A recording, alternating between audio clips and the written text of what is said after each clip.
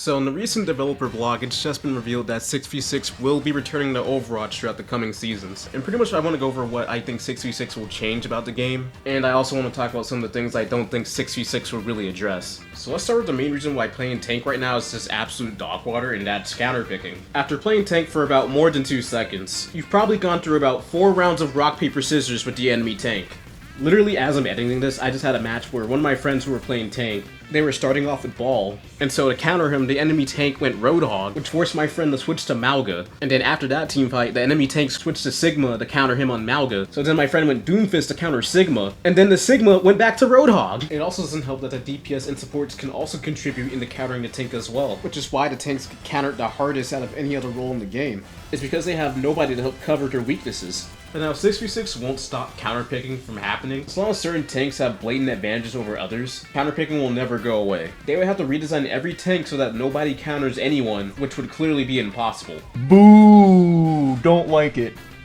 But Playing into your counters will be a lot more doable with the second tank around to help cover for your weaknesses. Let's say you're a Reinhardt main, and the enemy team has a Mauga. Mauga has a very strong advantage over Reinhardt, as his chain guns can easily pop his shield and can pressure you really hard, limiting your playmaking potential as Reinhardt. And if he catches you in cage fight, well, you're just kinda fucked.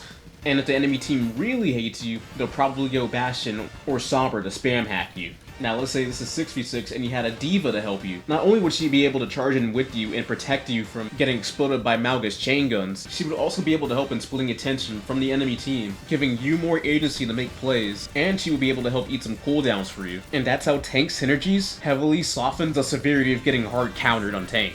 Now when 6v6 comes back, the survivability of the tanks needs to be brought back to where it was in Overwatch 1.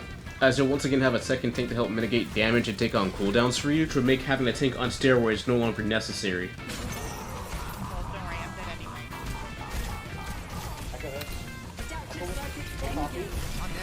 I'm nanoed!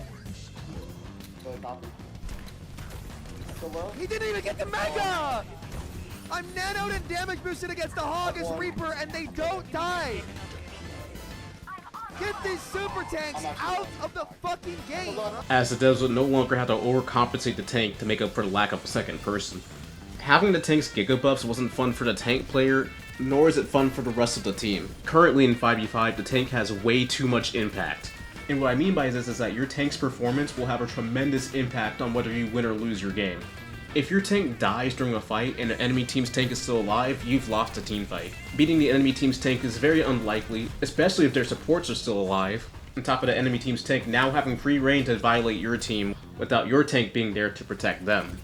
And if your tank is underperforming, you really don't have that great of a chance of making a comeback, because the DPS and supports cannot contest against a tank by themselves. Again, because of how powerful the tanks are. And even with the tanks being as strong as they are right now, you're just the main target of counterpicking like we discussed earlier, as well as being the main one being blasted by cooldowns. Because always being the one being naded, discorded, slept, hacked, and booped every game is never fun even if you survive it. And for the DPS, fighting against a tank just isn't viable unless you're jumping them, or if you kill their supports first. Otherwise, they're just never gonna die. This is even worse if you're dealing with supports that have immortality abilities like Kyrian Baptiste, who can not only output a great amount of healing, but can also make the tank immortal. Especially if you're going against tanks with absolutely busted damage mitigation abilities like Orisa's Fortify, D.Va's Matrix, I know a lot of DPS players hate that right now, and Roadhog's Vape. And so when they have things like that because they need to be overtuned because there's only one tank, fighting them just straight up isn't viable. Killing them is out of the question until you can take down the supports, which has really taken away a lot of agency from the DPS because the only people they can really fight are other DPS or the supports. And so reintroducing a second tank and reverting them to how they were in Overwatch 1 would not only give some agency back to the DPS by restoring their carry potential with making the tanks killable again, it will also be a great thing for the rest of your team as the fight wouldn't instantly be lost as soon as one of your tanks dies. And so with all that being said, the benefits of 6v6 coming back sound great. But there's still a few problems, and that's certain abilities causing issues, and the queue time, which is the biggest problem of going back to 6v6. But now let's start off with the abilities. Although this probably won't happen, Immortality needs to go.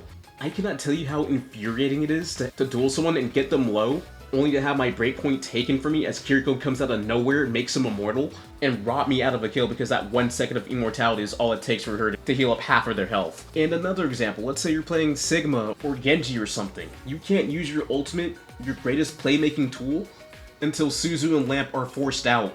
It also doesn't make it any better that Kiriko and Bap also have very strong defensive abilities to go along their immortality.